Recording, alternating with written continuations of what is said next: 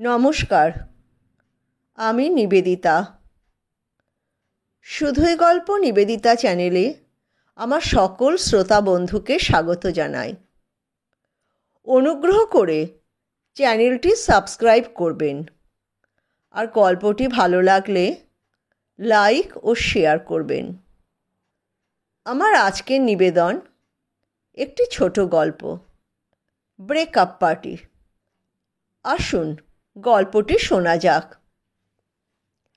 মা, আজ তুমি আর বাবা রাত্রিরে খাওয়া দাওয়া করে শুয়ে পড়ো। আমার একটা পার্টি আছে, অফিসের পরে যাব। ফিরতে রাত হবে। আমি খেয়ে দিয়ে ফিরব। সন্দীপ অফিসে বেরোনোর সময় মাকে বলল। নবনীতা খাচ্ছিলেন, তার স্কুলের সময় হয়ে এসেছে। তিনি খেতে খেতেই জিজ্ঞেস করলেন, কিসের পার্টি রে? কারো বার্থডে না ম্যারেজ অ্যানিভার্সারি? সন্দীপ, মানে যার ডাকনাম তপু, সে বেরিয়ে যেতে যেতেই উত্তর দিল, না না, ব্রেকআপ পার্টি। নবনীতা খেতে খেতে থমকে গেলেন। মুখটা হাঁ হয়ে গেল, চিবোতে ভুলে গেলেন। কোনো মতে জিজ্ঞেস করলেন, কার? আমি চিনি? তপু বলল, হ্যাঁ, আমার সাথে কলেজে পড়তো, সন্ময়।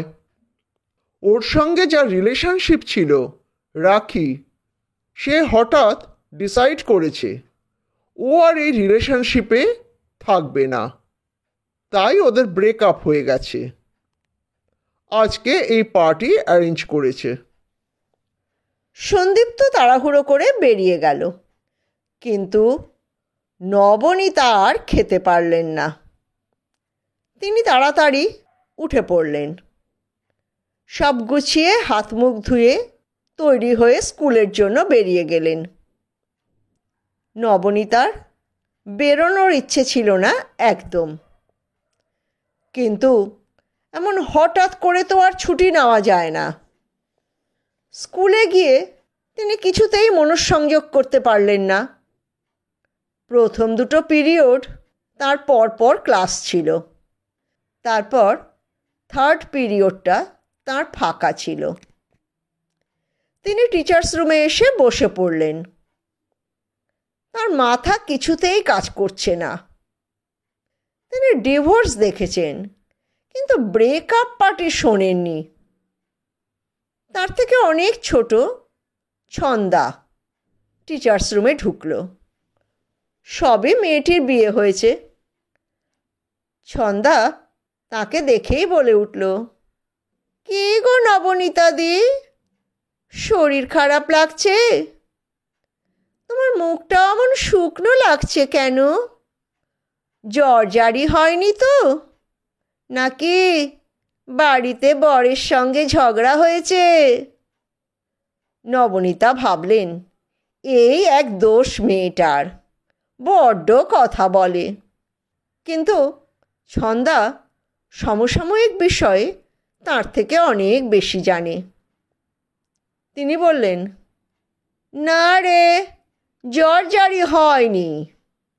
আর তোদের মতো আমাদের বড়দের সঙ্গে সব সময় ঝগড়াও হয় না। তোরা তো রাত দিন চিৎকার করিস। এখন আমায় বল তো, এ ব্রেকআপ পার্টি মানে কি? ছন্দা অবাক হয়ে জিজ্ঞেস করে, সে কি গো, তুমি হঠাৎ জিজ্ঞেস করছো ব্রেকআপ পার্টি মানে কি? তুমি তো কারোর সাথে রিলেশনে নেই, নাকি ডিভোর্স দেওয়ার কথা বলছো? কি ভাবছো গো, দাদাকে ডিভোর্স দেবে নাকি? নবনীতা এবার ধমকে উঠলেন, চুপ কর তো, আমি বলে ভেবে মরছি ব্রেকআপ পার্টি নিয়ে, আর তুই আমার সাথে মশকরা করছিস। ছন্দা এবার হেসে ফেলে বলে, আরে এবার বলো কি হয়েছে, তোমার কি নিয়ে এত চিন্তা হচ্ছে? নবনীতা তখন বলতে থাকেন তার ছেলে সন্দীপ যা বলেছে সব। ছন্দা শুনে হেসে ফেলে, বলে, এই নিয়ে তুমি চিন্তা করছো? আমরা তো ভাবতেই পারি না তোমরা কি করে 30 বছর ধরে একসাথে একটা লোকের সাথে সংসার করছো। আমাদের তো আজ আছে কাল ছাড়াছাড়ি হয়ে যায়। আর এবার শোনো, এখন ছেলে মেয়েরা তো বিয়ের অনেক আগে থেকেই নিজেরা রিলেশনশিপে জড়িয়ে পড়ে। দেখবে কেউ 5 বছর, কেউ তারও বেশি আছে। এই করতে করতে ওরা একজন আর একজনের খারাপ দিকটা বেশি দেখে, ভালো দিকটা তো চোখে পড়ে না, সে মেয়ে হোক বা ছেলে। তারপর কারো হয়তো অন্যজনের পরিবারের কাউকে পছন্দ হয় না, তখন তারা ব্রেকআপ করে, একে অপরকে জানিয়ে দেয়। কিংবা এক রিলেশনে থাকতে থাকতে অন্য কাউকে পছন্দ হয়েছে, তখন পুরনো সম্পর্ক থেকে বেরিয়ে পড়তে চায়। তুমি এত ভাবছো কেন দিদি?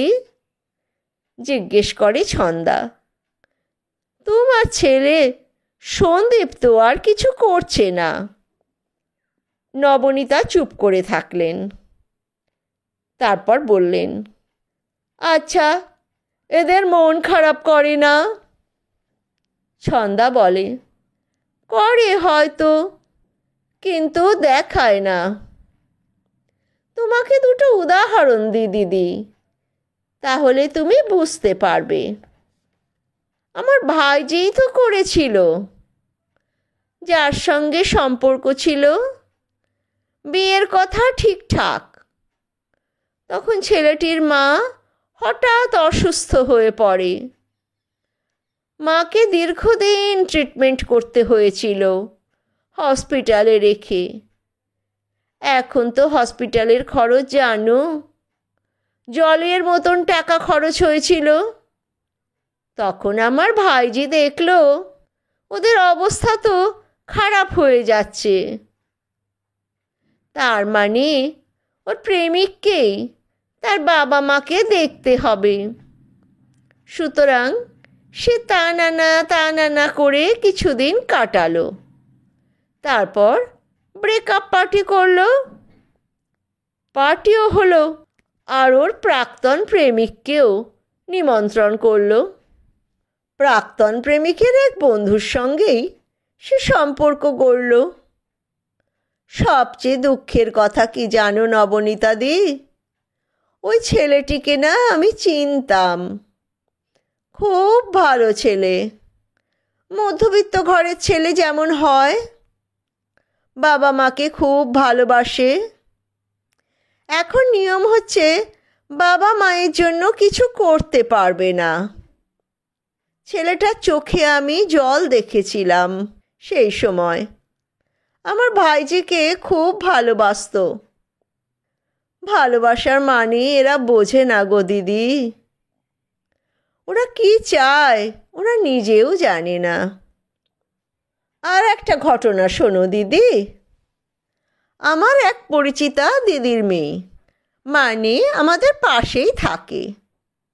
ওদের অবস্থা খুব সচ্ছল। মেয়েটিও ইঞ্জিনিয়ার, খুব ভালো চাকরি করে। মাঝে মাঝে প্রজেক্ট নিয়ে বিদেশেও যায়।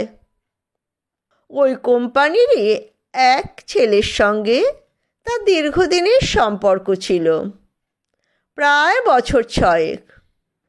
হঠাৎ একদিন মাকে বলল, আমি এইখানে বিয়ে করব না, ব্রেকআপ করছি। কারণ কি জানো দিদি? তার নাকি হবু শাশুড়ি মানে ছেলের মাকে পছন্দ হয়নি।